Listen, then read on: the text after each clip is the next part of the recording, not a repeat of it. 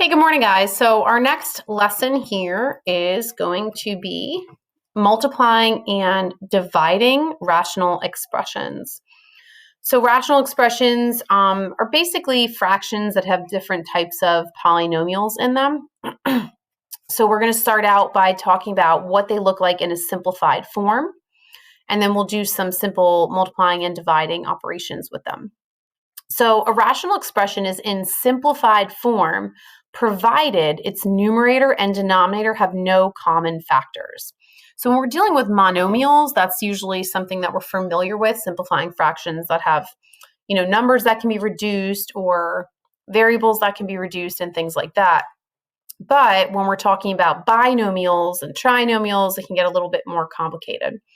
So as far as the binomials are concerned, the general rule is that the entire binomial would be a factor. So if you imagine like when we were factoring trinomials into two binomials, those two different little binomials in the parentheses were your factors. So you'd have to have the same thing on the numerator and the denominator in order to cancel or simplify it.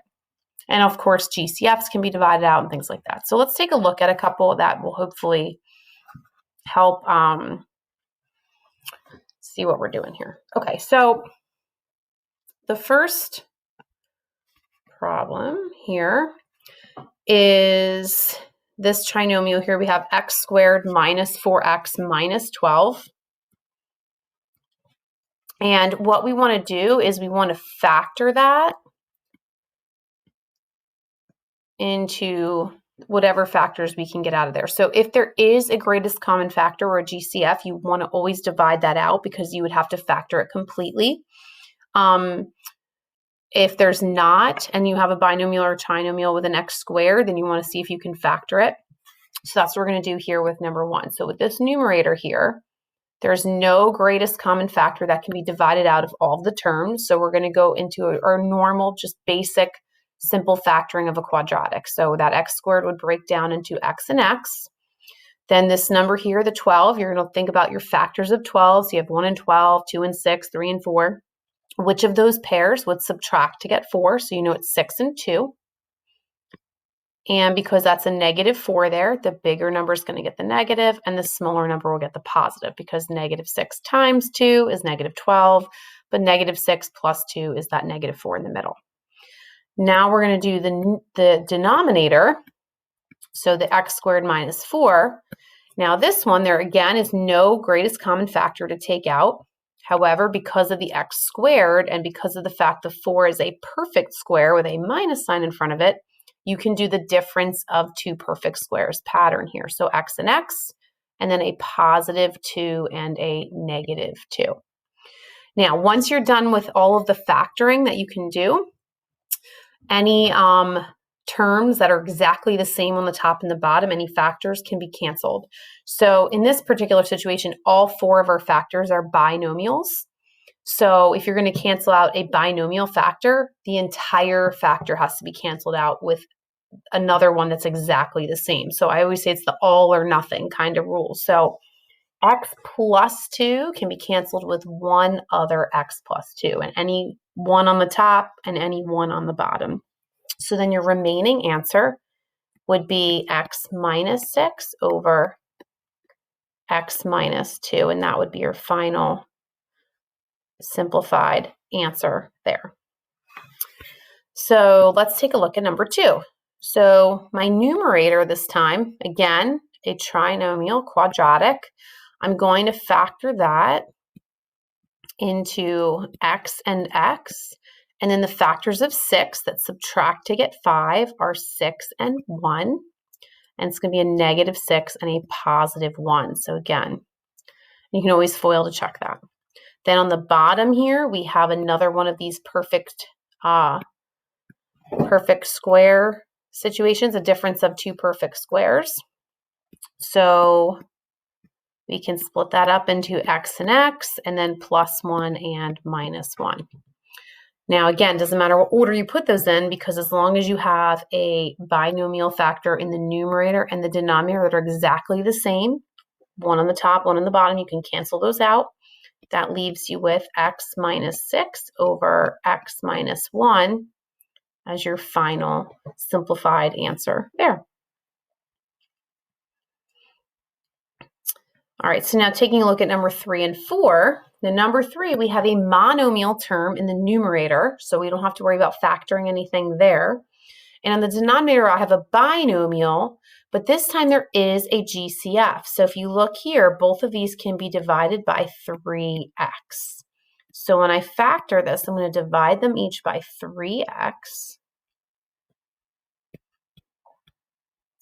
And 12 divided by 3 is 4, and that'll leave me with a 4x. And then 9x divided by 3x leaves me with just a 3. Okay, so now because I only have that 4x minus 3 in the denominator, there's no similar matching binomial term factor in the numerator. I can't do anything with that. But the monomials, they're like separate terms, right? So this 3 and this 3 can be canceled. And then this monomial x with one of those x's can be canceled. And you can only do that with monomials. With binomials, it's like the entire parenthesis is the factor.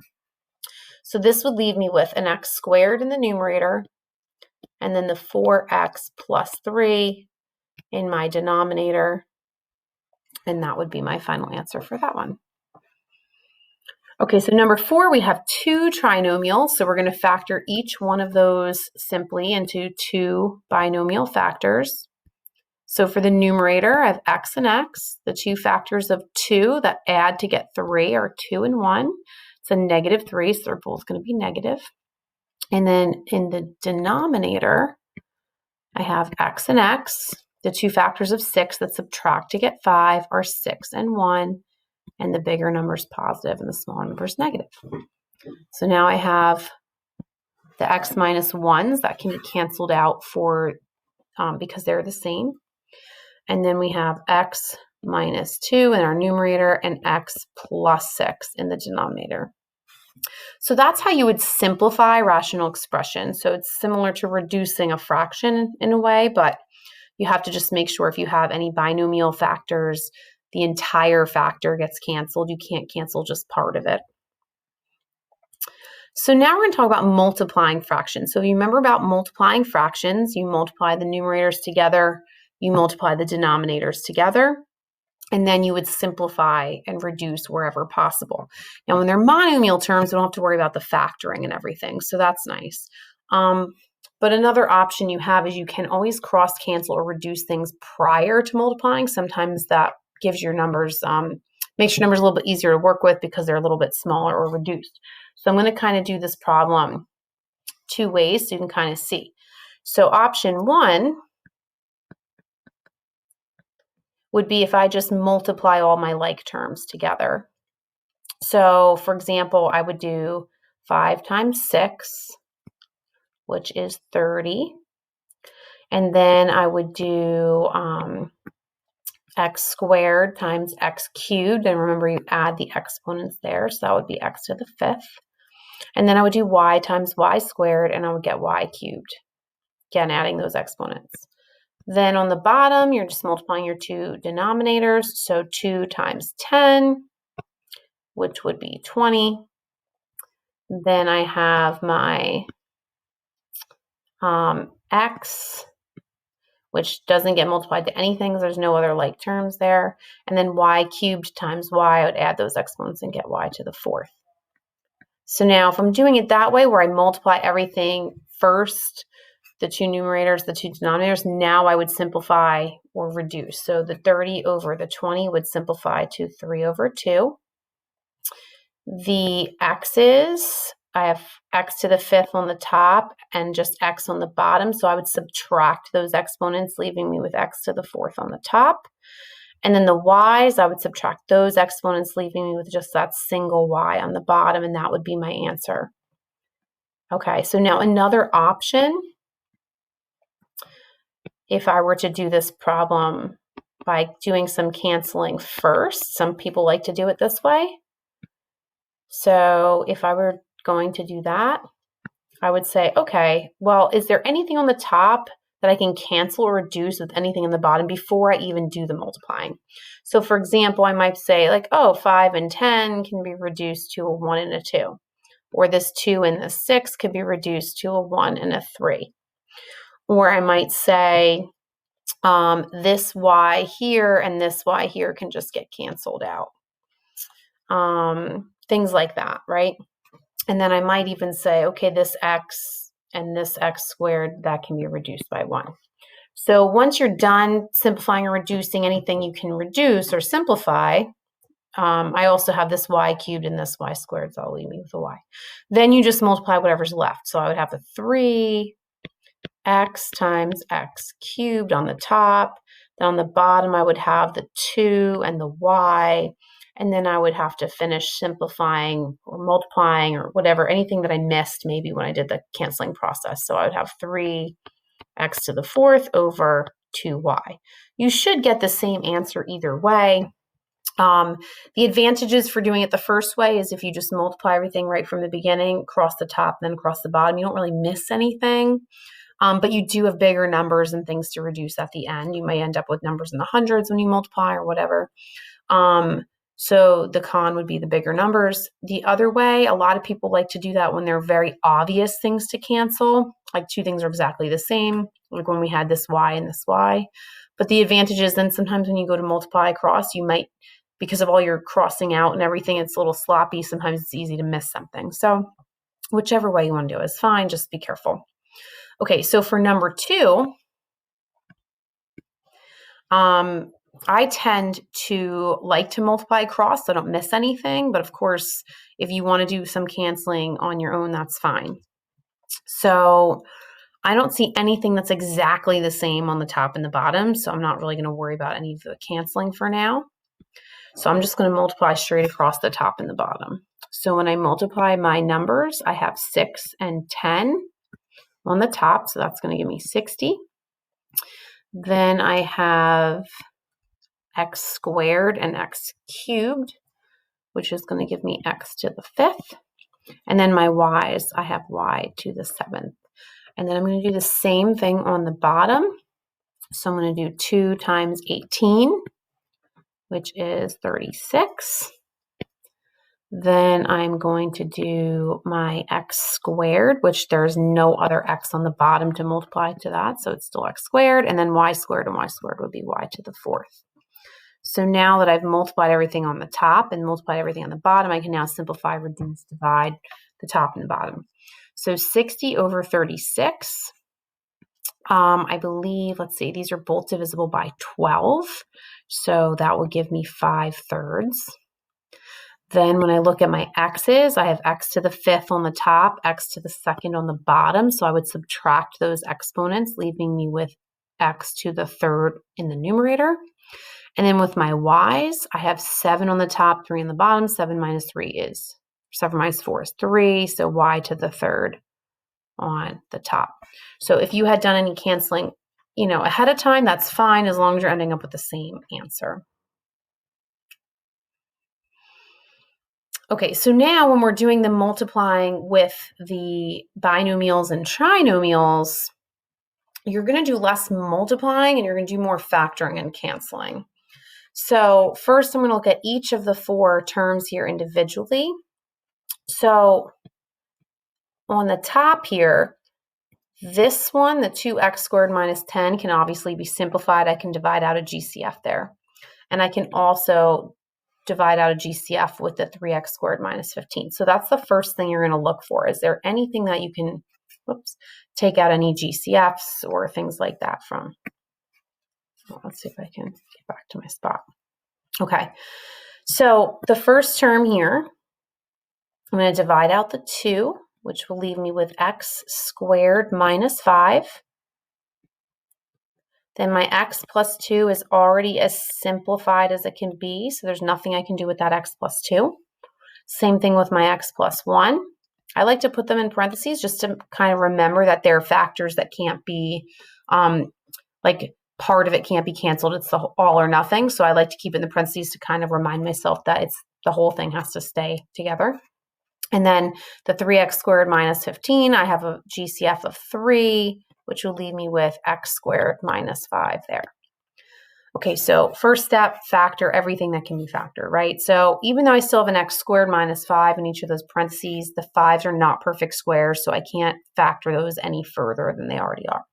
So now it doesn't matter that I have the multiplication sign there, because if you attempted to multiply anything, you would just be putting it back to where it was.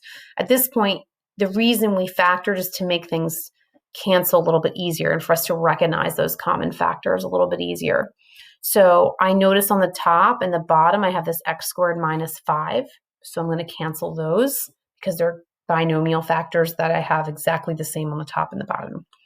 That's really it, though. There's nothing else on the top and the bottom that's exactly the same that I can cancel. So my final answer for this one would be 2 times x plus 2 in the numerator, and then 3 times x plus 1 in the denominator. Now, it's not necessary for you to then distribute or FOIL back anything. You can leave it in the simplified factored form. All right, so let's take a look at number 2. So number 2, x plus 1 is a simplified binomial factor, so there's nothing to do there. 4x cubed is a monomial factor, so there's nothing for us to do there right now. But these two trinomials have to be factored down so that hopefully we can cancel something. So the first one on the top there, the x squared minus x minus 6, we're going to just simply factor that into what 2 factors of 6 subtract to get 1, and that would be 3 and 2. And because it's a negative 1 in the middle, it's going to be a negative 3 and a positive 2. And then I'm still going to have my 4x cubed on the bottom there. Then over here on the right, I have x plus 1, which I'm going to put in parentheses to remind myself that it's a binomial factor that has to be canceled as a whole piece if it's going to get canceled. And then the bottom trinomial I'm going to factor into x and x. And then the two numbers that multiply to get 6 that add to get 5 would be 3 and 2. And they're both going to be positive. And now I'm just looking for any common factors that are in the numerator as well as the denominator that I can cancel. So I can cancel this x plus 2 in the numerator with the 1 x plus 2 in the denominator. And that's about it, because even though I have an x minus 3 in my numerator, on the bottom it's an x plus 3. They're not the same. They're two different factors, and nothing else even is remotely close to being the same. So my final answer would be in the numerator, x minus 3 times x plus 1. And on the denominator, 4x cubed times x plus 3. And again, you don't have to FOIL or distribute. You can leave your answer in that factored form. Okay, so moving down to number 3. Now, number 3,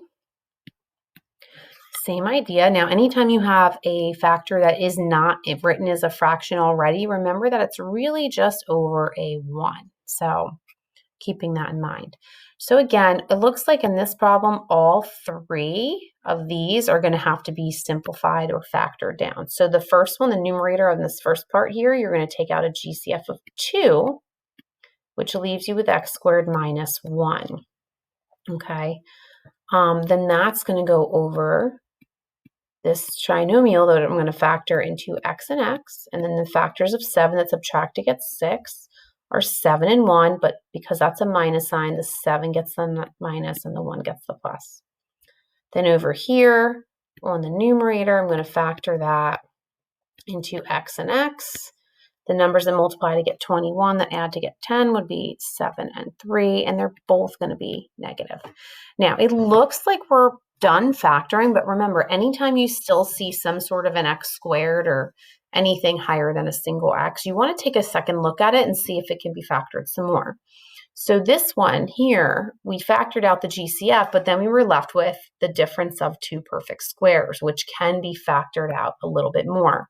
So that actually is going to become 2 times x plus 1 and x minus 1. And then everything else is, I'm just going to recopy it so you can see that it stays the same. So that factor there stays the same. And over here, we still have our x minus 7, x minus 3 over 1. So now I want to finish by canceling anything that is the same in the numerator and the denominator. So I have an x plus 1 on the top and the bottom. I get to cancel 1 for 1. I have an x minus 7 on the top and the bottom, so I get to cancel those as well. And then whatever is left is my final answer. So now I have a 2 times x minus 1 times x minus 3. And there's nothing left on the bottom except for that 1, so I don't really need to put it. If you want to, you can, but it's not necessary. All right, and then our last multiplication problem here. All right, so it looks like we have something that can be simplified in all 3 spots except for that first numerator. So the x minus 3 is going to stay exactly the way it is. However, like I said, I like to put them in parentheses so I remember that it's got to be canceled as an entire piece if I'm going to cancel it. The denominator of that first half there, that first fraction, you're going to divide out the 2, and then you'll be left with x minus 4. The numerator on the right-hand side, we can take out the 6. And 96 divided by 6 is 16. Now, the reason why I wrote that up top there is because now I can finish factoring that difference of 2 perfect squares into x plus 4 and x minus 4. So sometimes you get those kind. And then on the bottom, x squared minus 9 is also a difference of 2 perfect squares, x plus 3 and x minus 3. So once we're done completely factoring, we don't have any x squares left anywhere, so I know I'm definitely done factoring. I'm looking for whatever can be canceled. So anything that's the same on the top and the bottom. So I have an x minus 3 on the top and the bottom. I have an x minus 4 on the top and the bottom. So now at this point, I have 6 times x plus 4 over 2 times x plus 3. Now, while I can't do any more canceling with those binomial factors, the x plus 4 and the x plus 3 are as far as we can go, right? The 6 and the 2 are monomials, so you can still reduce those just like you would reduce any other type of fraction. With a binomial, you'd have to do the entire parenthesis, but these are monomials. So 6 and 2 can reduce to 3 over 1. So your final answer would be 3 times x plus 4 over x plus 3. And that would be your answer for number 4. So now we're going to do a little bit of review with the dividing the rational expressions. And basically all you need to do differently is remember your rules for dividing fractions, which is leave the first fraction, change the sign to multiplication, and then flip the second fraction. And then you just do the exact same thing we did with multiplication.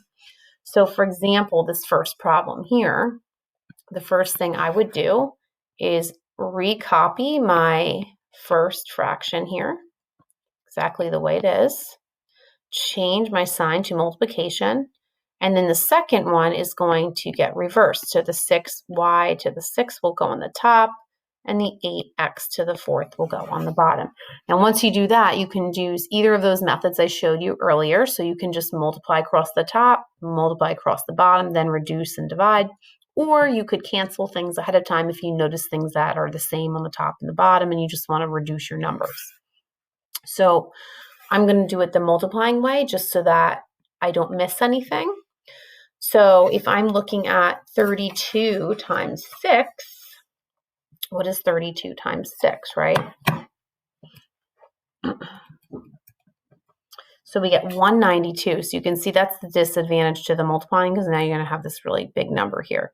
Then we have an x to the 3rd on the top, and then y and y to the 6th will give me y to the 7th.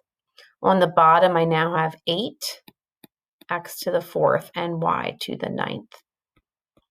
So now 192 divided by 8 works out to be just 24.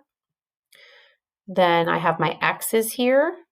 So since I have 3 on the top and 4 on the bottom, if I subtract those exponents, I'm going to be left with just the 1x on the bottom. And then I'll also be left with 2 y's on the bottom because I had 9 there. So you end up with 24 over xy squared. Okay, so number 2, I have 2xyz over x squared z squared. changing that sign to multiplication. So now my 3xz goes to the top and my 6y cubed goes to the bottom. Okay, again, we can multiply these, or you can do the canceling if you'd like to do it that way. So when I multiply, I have 2 times 3, which is 6. I then have x times x, which is x squared. I have the y, and then I have the 2 z's, making that z squared. On the bottom, I have a 6, and I have an x squared, a y cubed, and a z squared. Okay, so at this point, the 6's cancel, the x squareds cancel, the z squareds cancel. So all I have left to worry about are these y's. And when I subtract, I end up with y to the second on the bottom. So it's 1 over y to the second.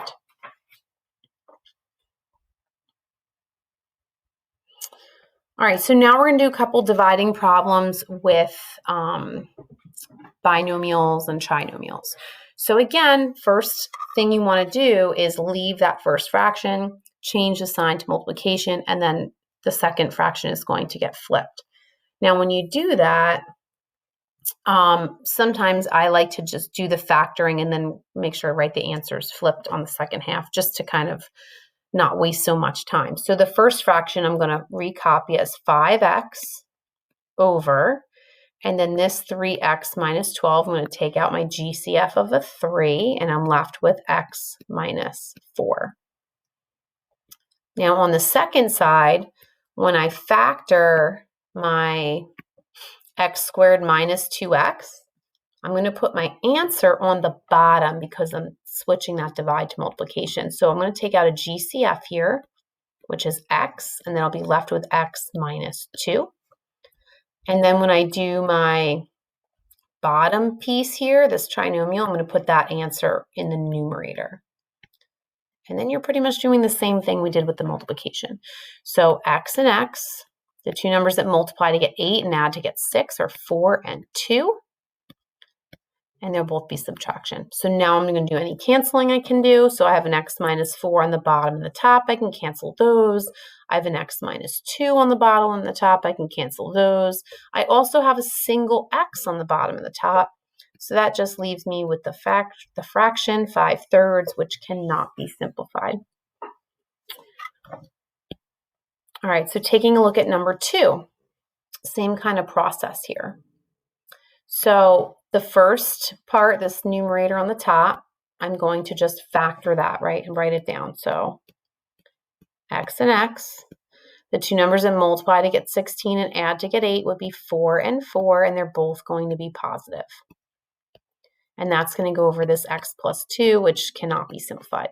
Now I'm going to change the division sign to multiplication. So when I factor these two on the right, I have to put the answers on the opposite side of the fraction. So when I factor this x squared plus 6x plus 8, my answer is going to go down here on the bottom.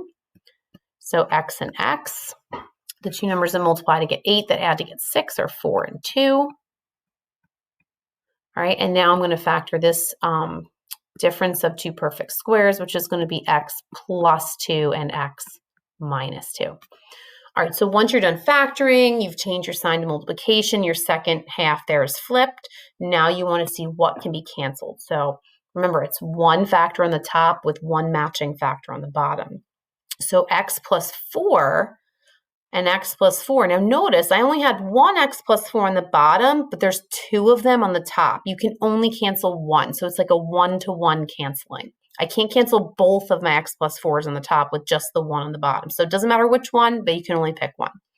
Same thing for the x plus 2s. I have one on the top, which can cancel out one of the x plus 2s on the bottom, but the other one's still going to be there.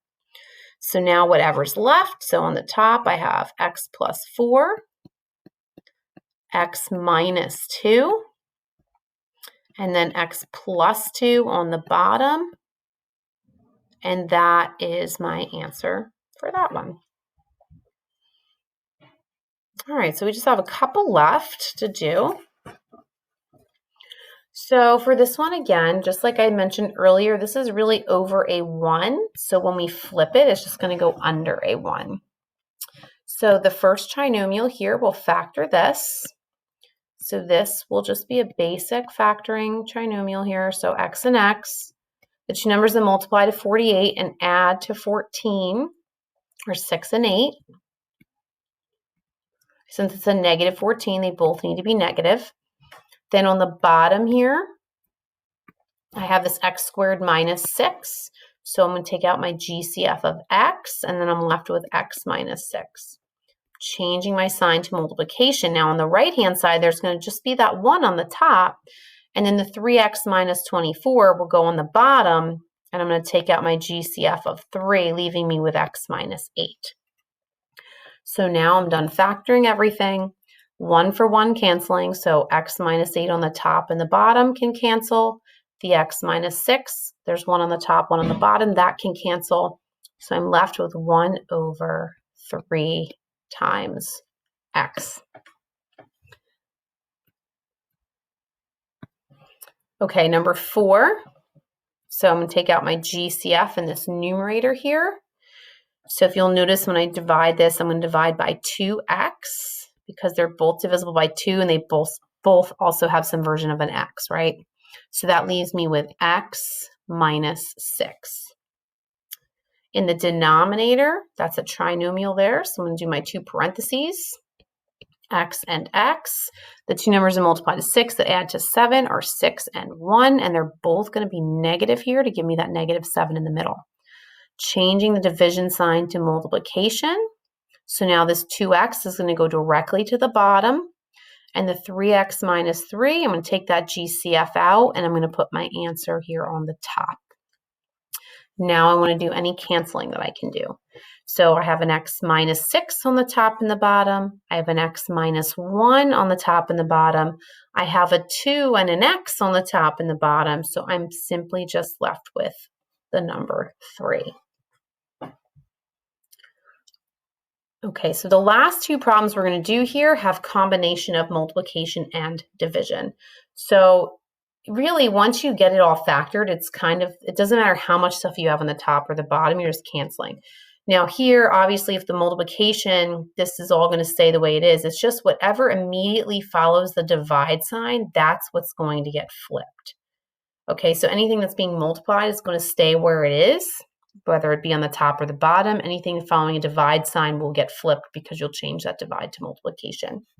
So for number 1, I have the x over x plus 5, which is not going to change other than I'm going to put that in parentheses.